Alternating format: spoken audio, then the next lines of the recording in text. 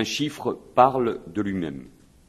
Le seuil des 1000 individus ayant rejoint, depuis la France, les groupes djihadistes en Syrie ou en Irak vient d'être franchi. Conformément à l'avis du Conseil d'État, que le gouvernement a décidé de suivre, les mesures administratives décidées au titre de l'état d'urgence s'interrompront toutes en même temps que l'état d'urgence prendra fin.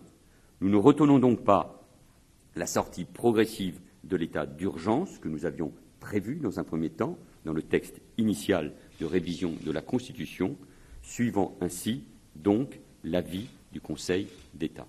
Le second point, second article de cette réforme constitutionnelle, adoptée également par le Conseil des ministres, concerne la déchéance de nationalité.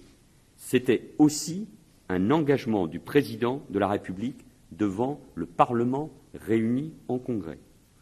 L'efficacité ici, et tout le monde l'aura compris depuis cette annonce, n'est pas l'enjeu premier. C'est une mesure, je l'ai déjà dit, à caractère hautement symbolique. C'est une sanction lourde que la nation est légitimement en droit d'infliger à celui qui l'a trahi au plus haut point. Je défendrai, comme je l'ai fait en Conseil des ministres ce matin et devant vous, la réforme de la Constitution avec Christiane Taubira.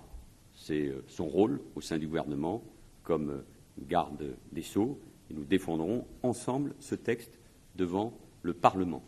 Chacun a droit à ses doutes, à ses interrogations, à ses questionnements et à ses analyses. La parole première est celle du président de la République. Elle a été prononcée au Congrès à Versailles.